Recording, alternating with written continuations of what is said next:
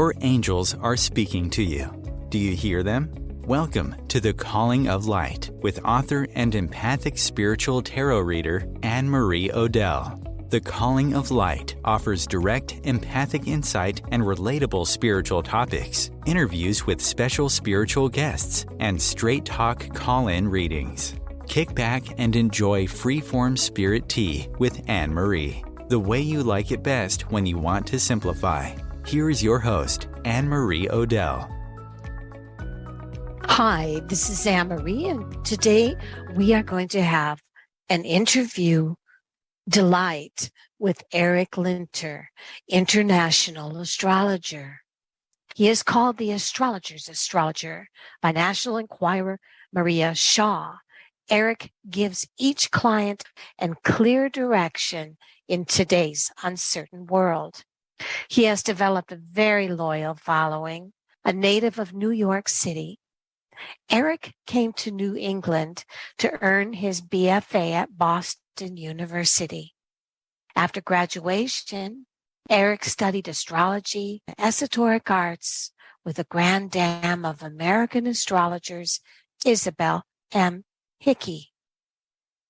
Eric later received certification as a holistic health counselor from Hartwood College in Santa Cruz, California, where he attended classes with Bay Area astrologer Robert Cole. As a gifted intuitive teacher and speaker, over the years, Eric Linter has both produced and led a wide range of astrological and transformational seminars, also drawing upon his training as a certified rebirther and past life regression therapist. Today, I have the pleasure of straight talk with Eric. His opinions and views are very much in line with the way he sees the world, and he does not hold back. Eric also is known for the robe of light, which is a prayer that he starts all of his seminars with, as well as his own daily life. I asked Eric to please start our interview with this prayer.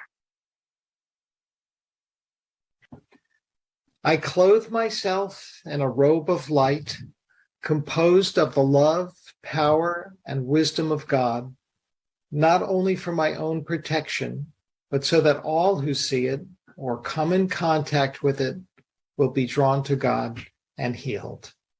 Amen. And as you say it, you can just imagine yourself covered in pale yellow or white or golden light from head to toe. So you'll build up your light body. Your light worker friends may actually notice that you're beaming. You had a story once you told me about a woman that was confronted by somebody in a dark alley. Do you remember that story? It's a pretty serious event. She was actually sexually assaulted, about to do her harm, and she had the presence of mind to repeat this prayer silently to herself. He said out loud, "You're beaming light." I guess his eyes got wide and he dropped the knife and he turned around and ran away.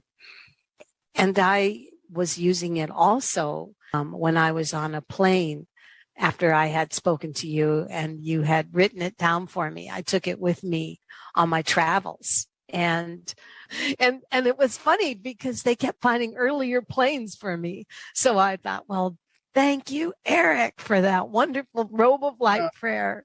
Well, that's a new twist, Anne-Marie. That sounds great. I put it on my car. If I park somewhere in a bad part of town, you can project it to friends in need. You don't have to be attached to a particular result in terms of healing. We just want to put people in God's hands and say, may the highest good be served. Use it wisely. Use it without attachment. But it's a beautiful prayer and very powerful. Tell me about the reflective stage that you have been going in lately. I'm at a time where friends are passing on. So I'm more appreciative of the moment, shall we say, and the importance of treasuring the present moment.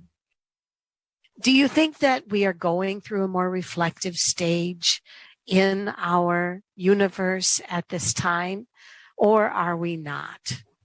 I think some of us are. I don't like a lot of what I see. I think the cynicism in Washington turns off a lot of people, especially the younger folks who are so hopeful and faced with such daunting realities with climate change and the economic disadvantages that have been placed before them. By and large, we have a lot of work right now, in terms of reclaiming some semblance of democracy, because I don't see us as a functional democracy. And I think there's a real threat. People who just want a strong leader and really don't want to think for themselves and address the many, many thorny, complicated challenges that humanity collectively, not just here in the States, but, around the world, we all face. We have the same, fires and that they have in Europe right now, and they've had in Australia. So literally the planet is on fire, and even having the lockdowns that we did a couple of years ago was an opportunity in one respect to contemplate who and what is essential in our lives.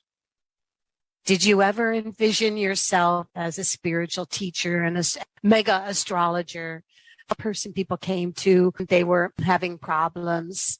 No, I never planned it this way, and I certainly don't recommend it. It's one of those things that if it's in your heart, go for it.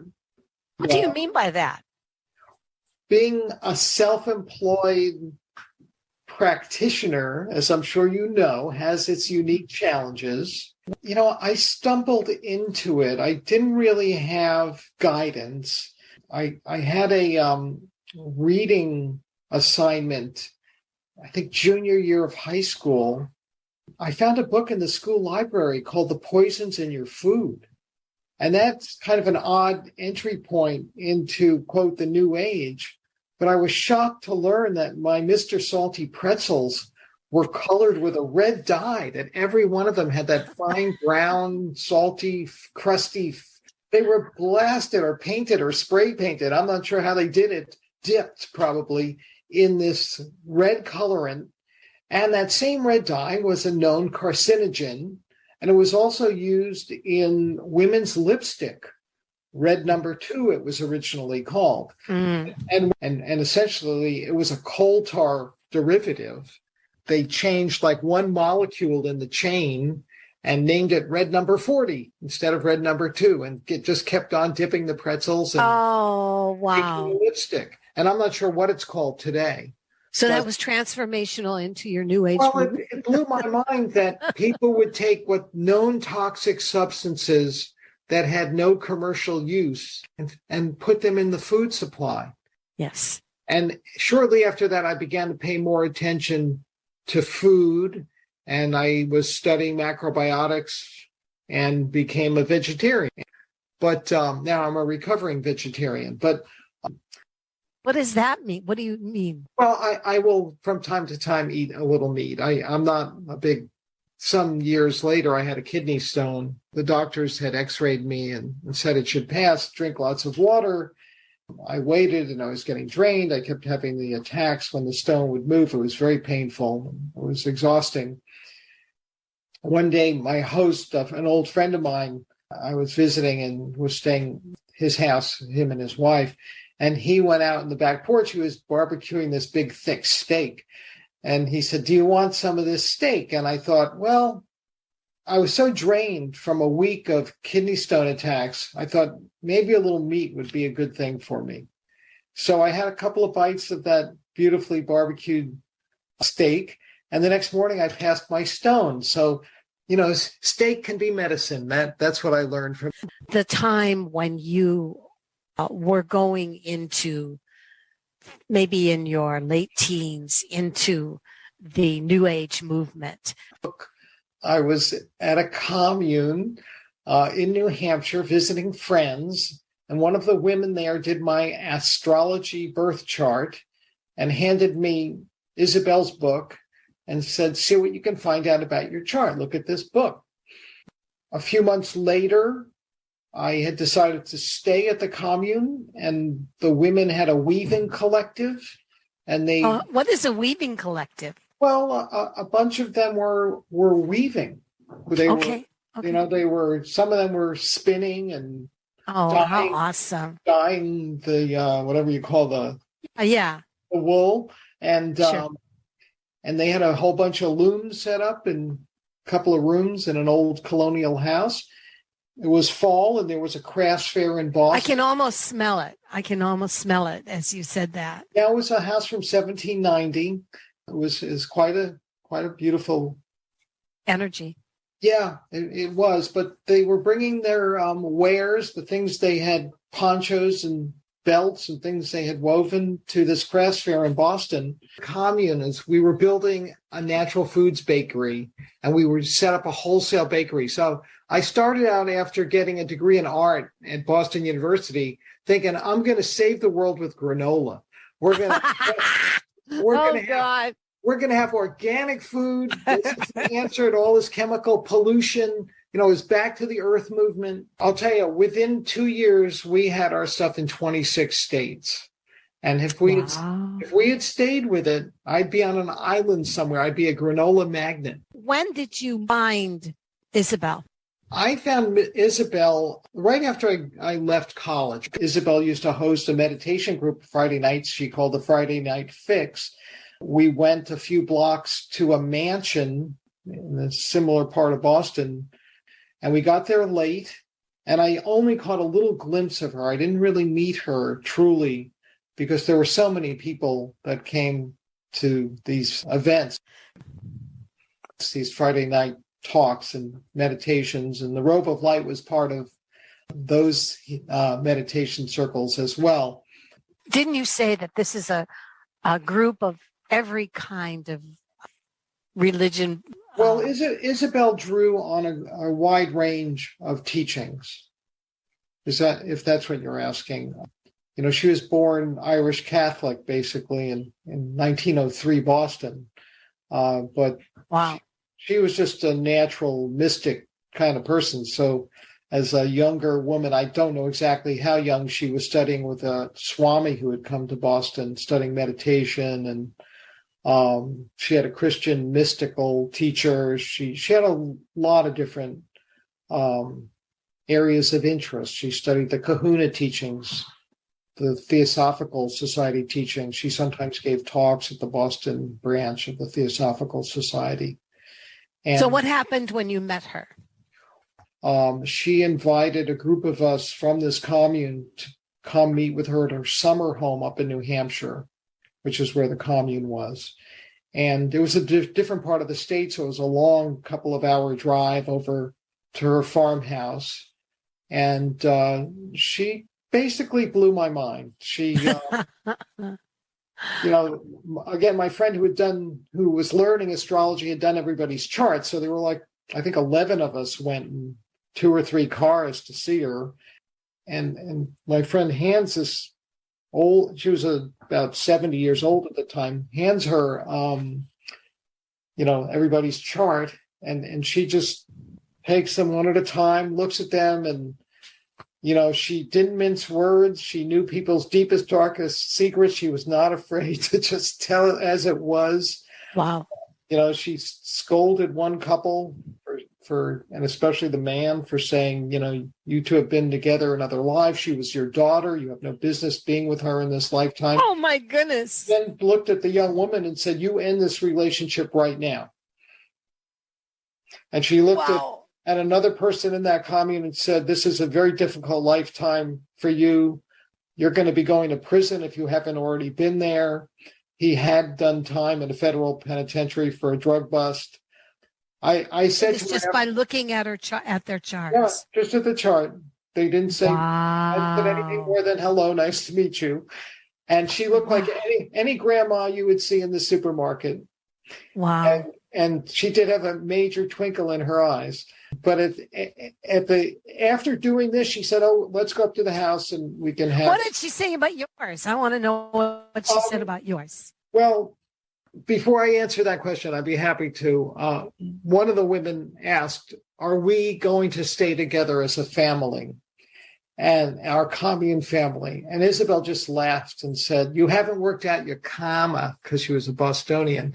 You haven't worked out your karma with your own family. What makes you think you can start a new one? And so when it got to my chart, she said, you are a very old soul. And she said, she turned to that same woman who had asked about keeping the family together. And she said, if you want to keep your group together, you need to listen to him and one other guy in the group. Oh. She had also said was an old soul. I want to know what your interpretation of an old soul is. Well, for me personally, I think it's more about the heart and compassion and understanding and being an ability to be present for people. I think one of the talents or gifts I have, it's not something I've consciously worked on, but I think I listen to people and help them transform, whether, it's a feeling or an issue. I've had that confirmed by different psychics. I laugh because when I returned to the East Coast after 2 years living in California, everybody said, oh, you have to go see this psychic. 3 or 4 people said to me, you have to go see this psychic. And I finally said, okay, I better go see this psychic, because something I learned from Isabel was she was a Leo. We are now in Leo season. Mm-hmm. And she understood she had a big ego. So she made a deal with God. She said, God, if you're going to instruct me, you have to tell me 3 times, because I know I have a big ego and I want to be sure it's you and it's not just coming from my ego. So if you tell me 3 times, I'll know it's you talking. So when I heard it 3 times from various friends that I needed to go see the psychic, I thought, okay, I better do this.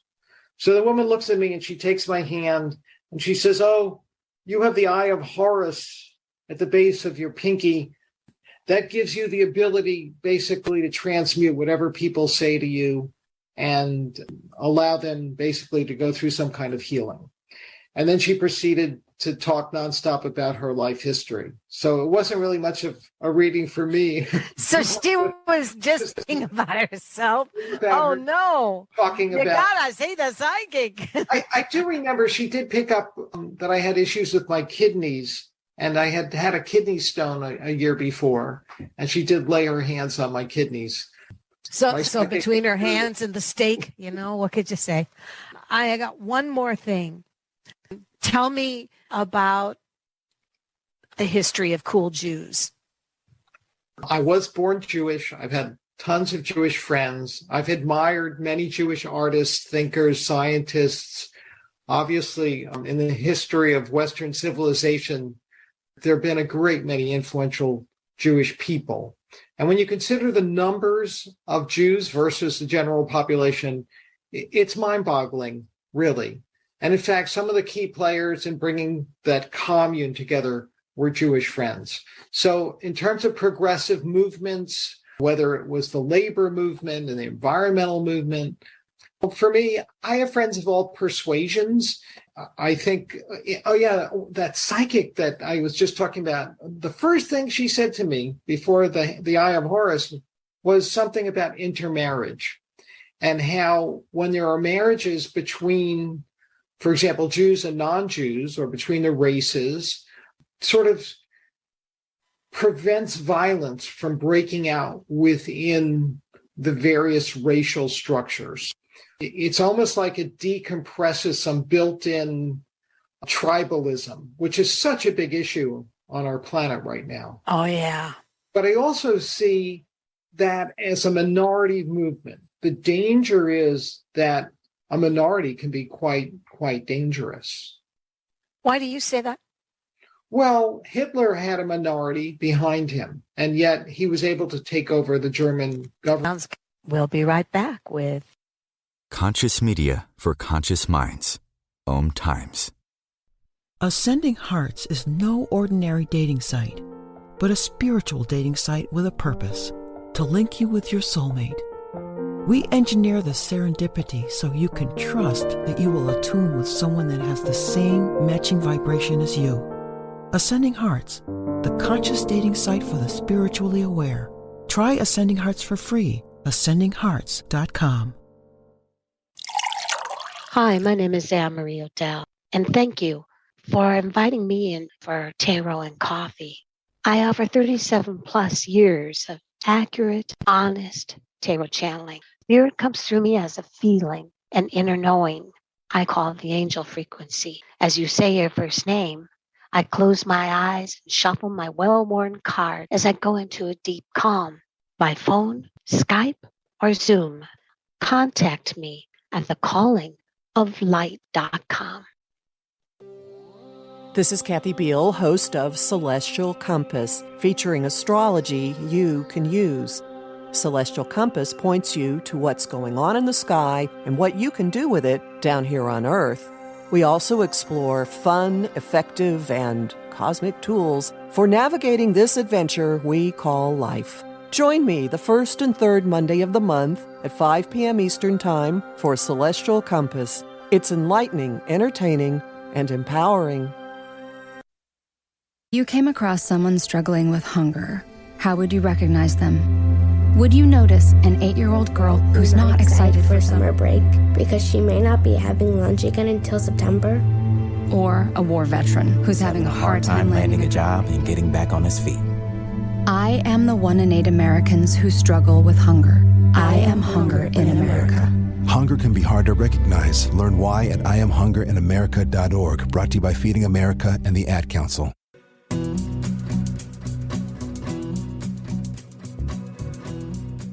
Where are the planets in conjunction with what's going on in Earth right now? Out of a very intense alignment between Saturn, the planet of structure, law, karma, fear, responsibility, the last planet we see with the naked eye. So from ancient times, it's been considered the boundary planet. Saturn is in a square with Uranus, the first planet to be discovered beyond Saturn. And Uranus was discovered during the American Revolution. Well, during the coming week, the Mars-Uranus energy will reach a peak. They'll be exactly conjunct. And on Monday next, which is August 1st. And some people take this energy in a constructive way and do marvelous things. So astrologers looked at what was going on historically with each new arrival, starting with Uranus, then Neptune, then Pluto, understanding of what that planet was bringing to the table. And there's mythological, going back to the Greeks, these were adversarial father-son planets. Uranus was the father of Saturn in Greek mythology. So when they're at odds with each other, early 1950s, and a generation of hippies incarnated who were basically prone to questioning authority. And with somebody like President Nixon lying to them during their formative years, they had good reasons to question authority. So we're in a similar passage. Many souls are being born now and last year who will also naturally look at the rules, and then throughout their lifetimes, many of them will be able to come up with better solutions, because that's the progressive nature of Uranus and the understanding of universal values. Uranus becomes the ruling planet of Aquarius, the sign of friendship and community. But what we're seeing here symbolically is the necessity to change the rules in favor of everybody's survival, is how I interpret it. What do you mean by that? Well, in practical terms, maybe the Electoral College needs to go so that we can actually be a democracy rather than a republic. Expanding the court might be another outgrowth of this square. Any astrological alignment works multiple ways. So another very in-your-face alignment currently underway is the fact that Mars is moving into a conjunction with Uranus. We're having the god of war hooking up with a plan of revolutions and reinvention, if you want to call that. So we're in a week of volatility right now. Honestly, as far as peace, I don't see it on the horizon. I think the threat of China invading Taiwan is very real. And we've got Ukraine. We've got a full-blown war going in Europe.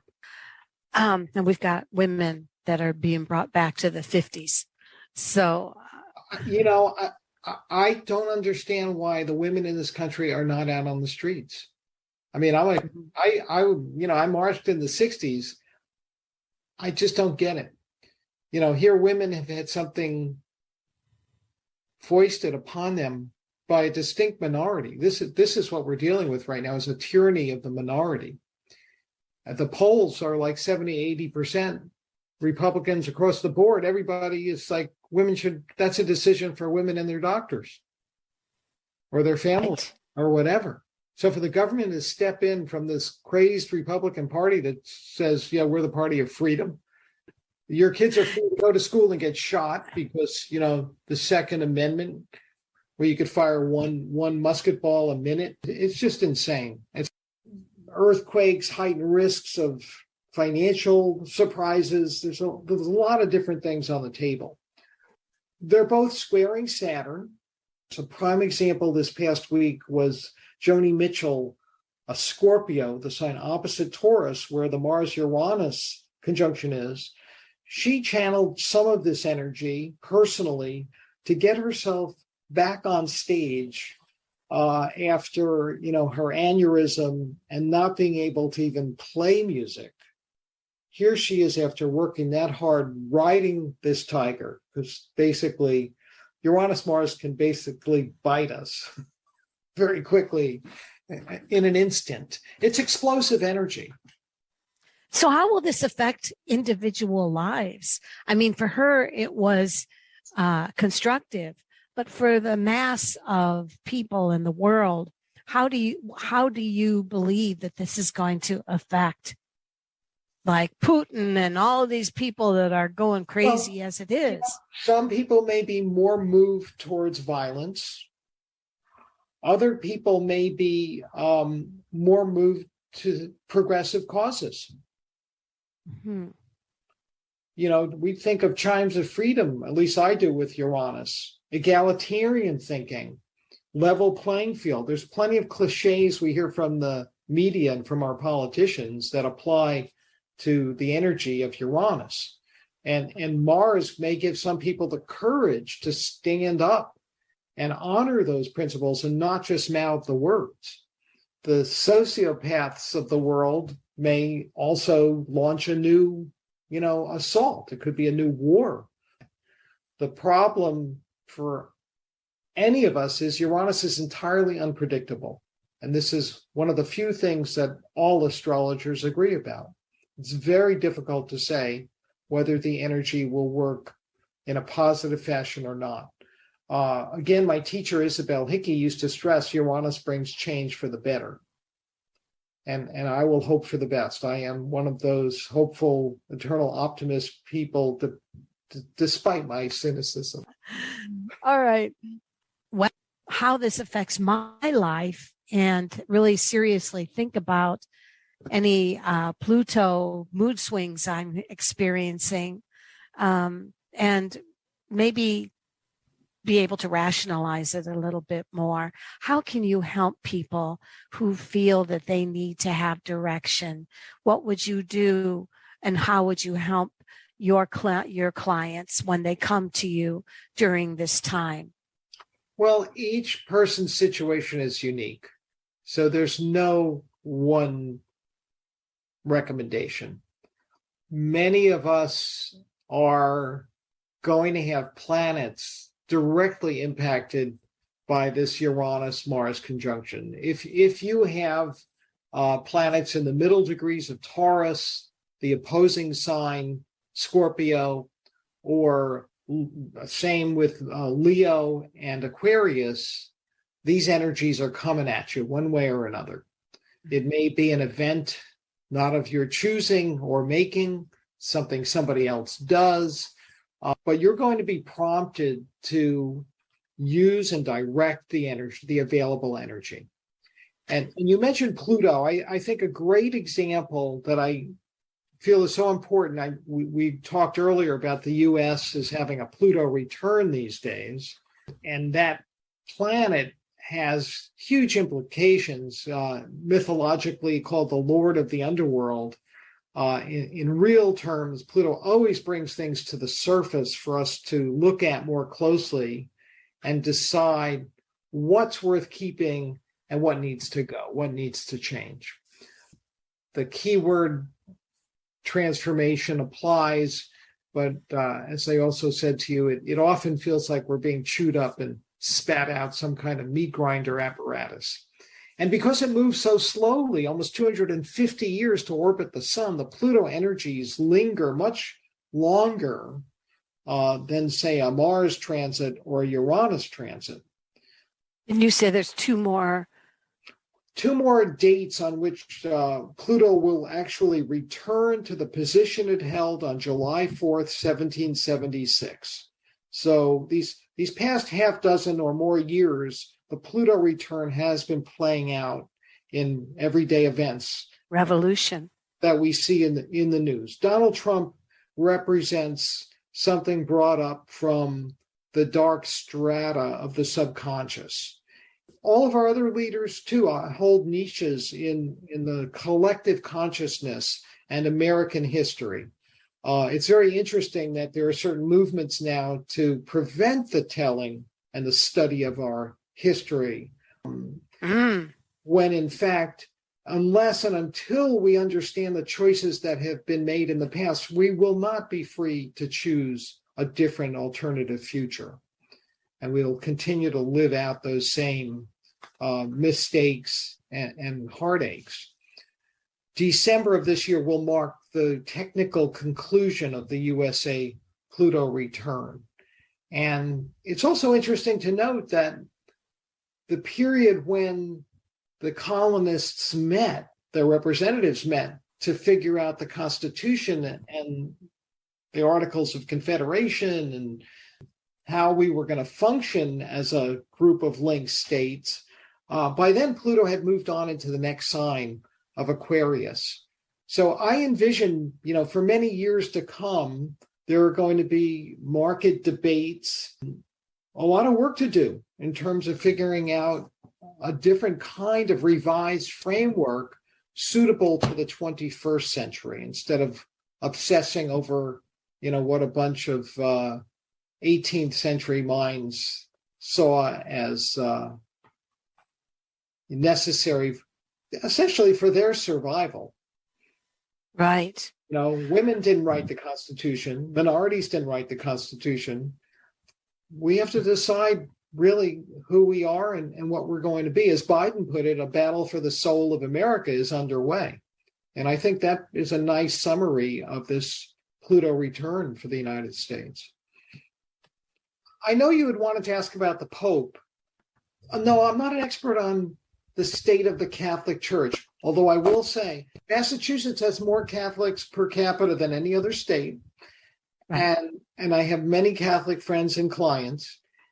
I also have a very close friend who was sexually abused as a child. So yeah.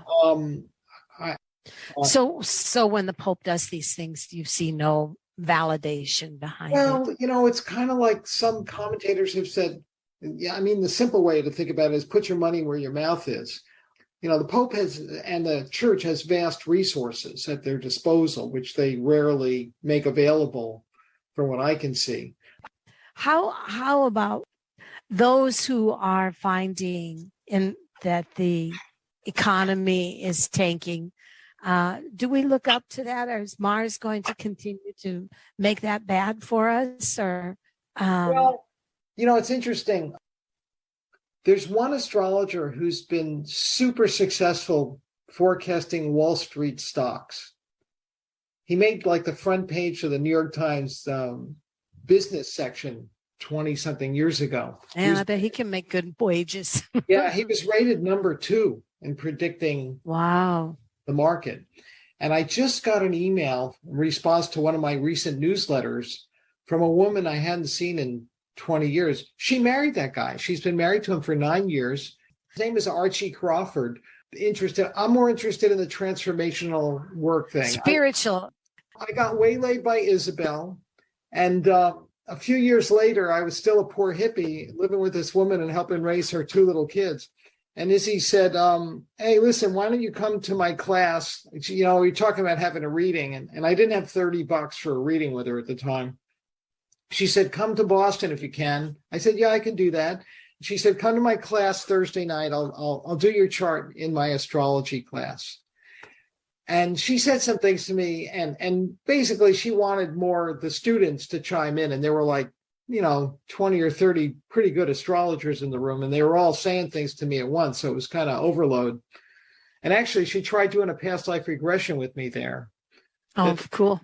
That didn't work. It was like in a lecture hall in the university. So you want a more relaxed, calmer space, a little more intimate, and subdued lighting is nicer. Right. So I didn't have, we had done it before. She had taught us the first summer I was hanging out with her. She taught us regression techniques. So that was 73, I think. And she was really into it. And she pointed out that when man landed on the moon, it was the entry point into delving into the subconscious, which is the role of the moon in astrology. It governs the subconscious self. So at the class, when she did the reading of my chart, at the very end of it, she told me I was lazy. She said, you're lazy. You got the Neptune squaring your sun. And I said, I'm not lazy. I'm the top apple picker at the farm. And she said, how long does picking season last? And I said, well, a couple of months. At the very end, the last thing she said to me, you'll never guess what you're going to be doing. And she knew I was going to be an astrologer, but she didn't come out and say it. She didn't. No. Huh. But there were times where I was very frustrated. I was trying to do the math because we didn't have computers to do charts. And I was struggling with it. And I had tried 3 or 4 different books. The reference materials you needed back then to calculate a chart were not nearly as accurate or accessible, easy to get as you can download a chart in 2 minutes online now for free. But when I was discouraged one day, she said to me, don't worry about that part of astrology. That's not what makes a good astrologer. What makes a good astrologer? It's like left brain, right brain. It's more about intuition. I think it's about holding sacred space for people to both look at themselves through this mirror of astrology, and in many cases, just to be with difficult feelings and address patterns. I mean, my biggest thrill really is assisting people in making better choices and living a happier, more fulfilled life. I see myself as the same way. I see myself as spiritual diplomacy, I call it. The ability to say harsh things in soft ways. I also took a course in transpersonal hypnotherapy just so that I could use rhythm and tone and say things in a way that people would not immediately put up barriers. But I think that, like you, I think the point of being a good astrologer maybe is the same as being a good tarot reader. It's about helping people. Yeah, I often say it really isn't about the particular tool we use. It could be tarot, it could be runes, it can be coins, I Ching, there's lots of different tools, but it has to do more, I think, with a personal presence, insight. I mean, I've done a lot of training or relevant to my work as an astrologer. It's yoga, meditation. I went on a retreat with a Sufi master that was one of the most mind-blowing experiences in my life. A 3-day silent retreat with 450 people when they were expecting 150. It was incredibly powerful and transformative. Was that complete silence? Completely silent for the 3 days. It was at Berkshires in the forest. at a It sounds a retreat beautiful. center. Yeah, it was brilliant. It was an amazing experience. He has since passed on. Pir Vilayat Khan was the leader of something called the Sufi Order of the West, which is one of those kind of new age organizations that draws upon all the world's major religious teachings. Where do you think the New Age movement it fits in now into modern? Is it leaving? Is it fading out? Is it going to forever be? How do you feel? I'm kind of with Abraham Lincoln. Basically it's about being a good person. Or as the Dalai Lama puts it, it's about friendship. And what that means to me is embracing other people, respecting them, not necessarily liking them. To the classes of meditation and classes of spirituality, religion, sciences, and the spiritual help engineers, are they going to stay, or do you feel that they become passé?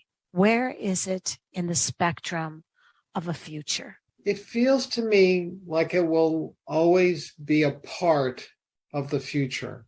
In essence, truth is truth. And if you are aware, you recognize it when you hear it. The Real Conscious Connection. OMTimes Radio. IOM FM. Humanity Healing International is a small nonprofit with a big dream. Since 2007, HHI has been working tirelessly to bring help to communities with little or no hope. Our projects are not broad mandates, nor are they overnight solutions, but they bring the reassurance that no one is alone and that someone cares. To learn more, please visit humanityhealing.org. Humanity Healing is where your heart is. Grab a cup of tea or a glass of wine and tune in for Inspired Conversations with publisher Linda Joy on Tuesdays at 2 p.m. Eastern. Linda creates sacred space for leading female luminaries, empowering authors, heart-centered female entrepreneurs, coaches, and healers. A soulful venue where guests openly share the fears and obstacles they've overcome, wisdom and lessons learned, and the personal journey that led them to the transformational work they do in the world. Inspired Conversations to empower you on your path to authentic, soulful living. If I could be you, and you could be me for just 1 hour. If you could find a way to get inside each other's mind. Walk a mile in my shoes. Walk a mile in my shoes. Walk a mile in my shoes. We've all felt left out. And for some, that feeling lasts more than a moment. We can change that. Learn how at belongingbeginswithus.org. Brought to you by the Ad Council. Walk a mile in my shoes.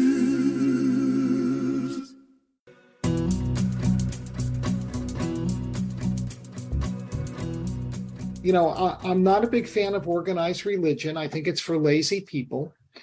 And, it takes a lot of work to establish a connection with something bigger and higher than our own ego. That retreat I spoke about, the first 2 days were largely devoted to practices designed to destroy the ego. And it was the hardest, most painful work I have ever done. My brain was just going bonkers, throwing excuses at me as I was doing these practices. Get in the car and get out of here. I had come with my girlfriend at the time, and I was like, oh, she'll find her own way home. It's like the voices in your head. I was just like totally activated, freaked out like I've never been, just scared shitless. That's the truth of it.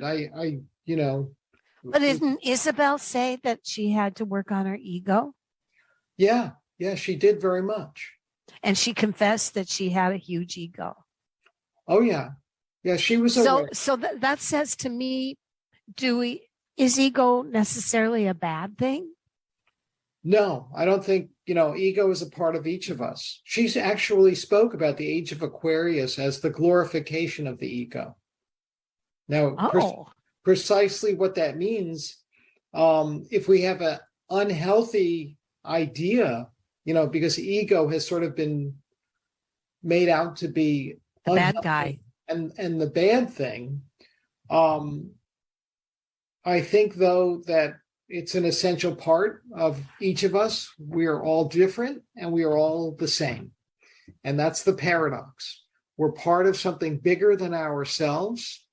And when we get to a place of, I wouldn't call it suppressing the ego. I think we can celebrate the ego and at the same time reflect higher power coming through us. I think the Dalai Lama is one of the more enlightened people.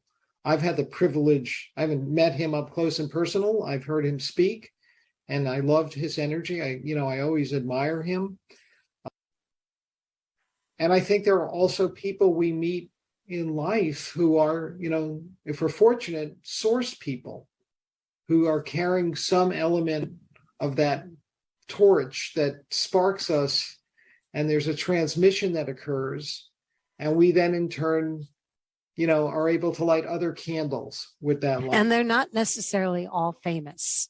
They're not necessarily all in our magazines and our newspapers. They can be that one significant person that carries the light without even having to tell you they have it.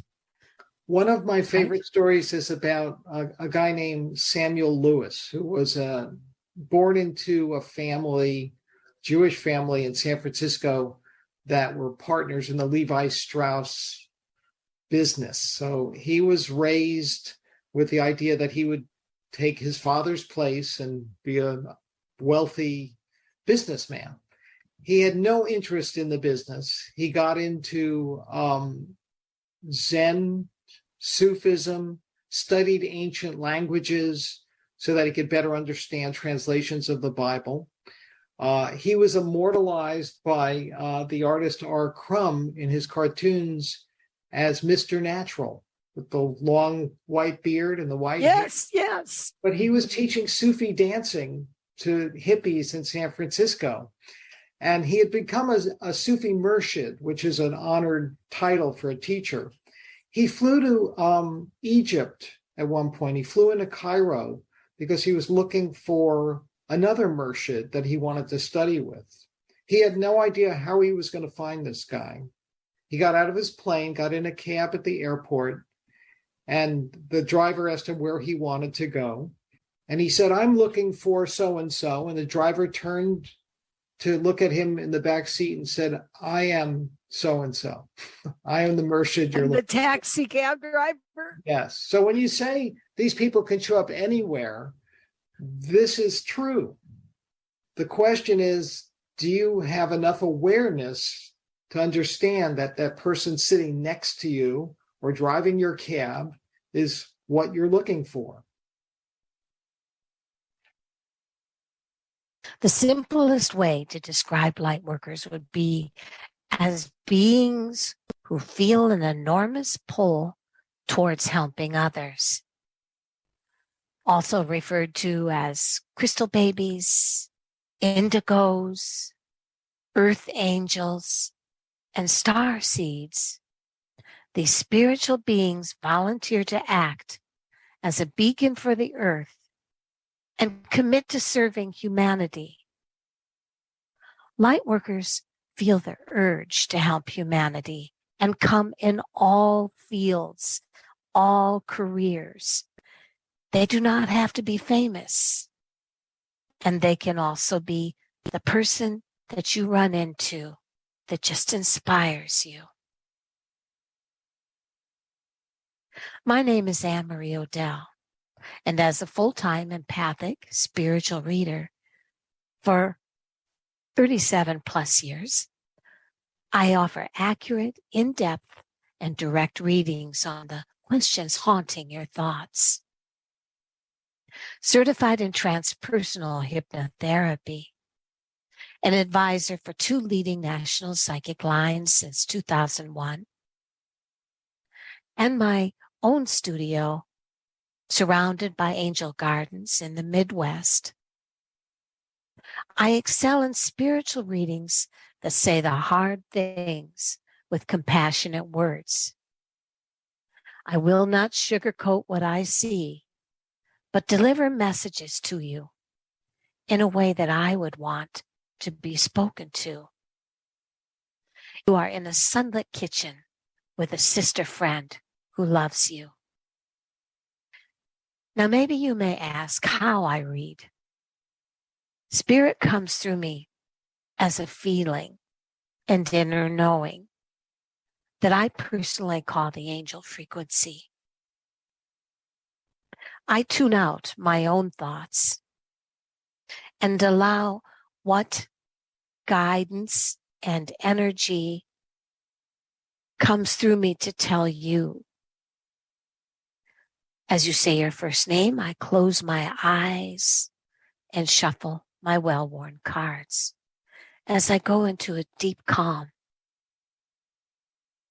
Tarot's assistance is only a door to trigger even more in-depth detail.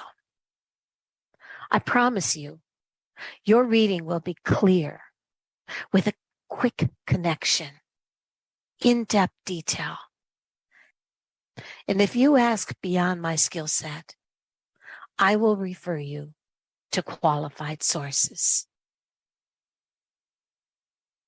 What do people ask most about? You might be thinking. People ask the same questions from all walks of life: rich, poor, famous, spiritual, and even criminal.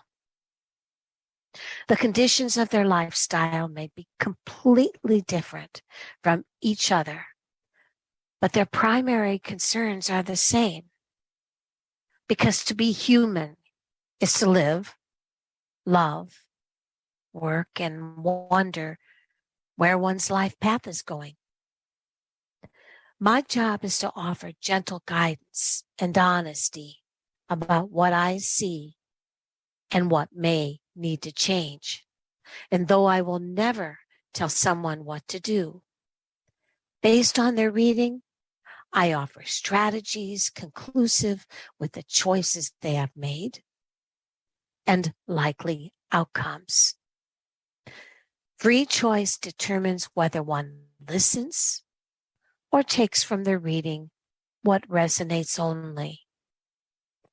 And remember, as Einstein's theory discovered, time is elastic and time frames are approximate.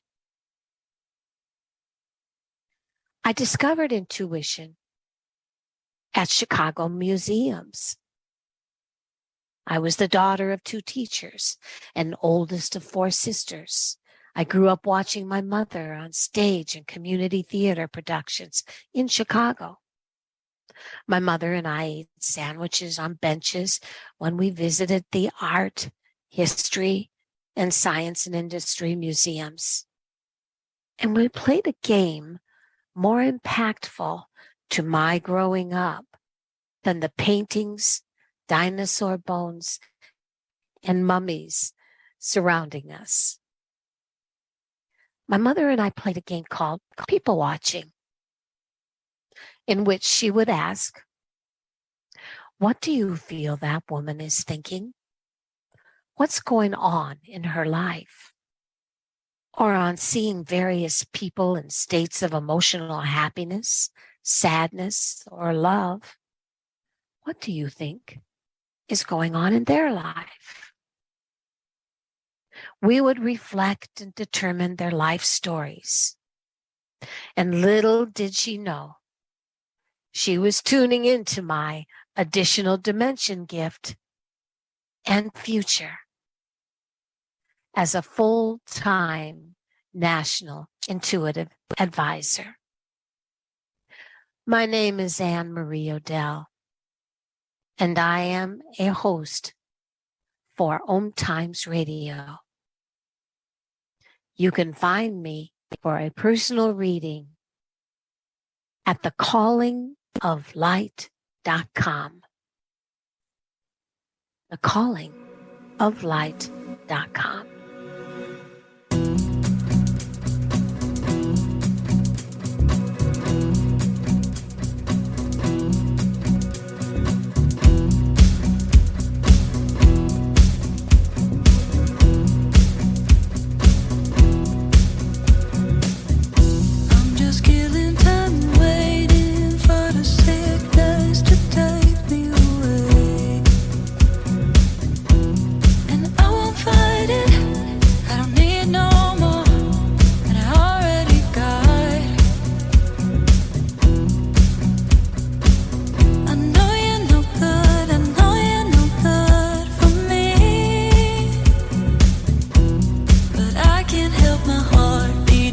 this chance.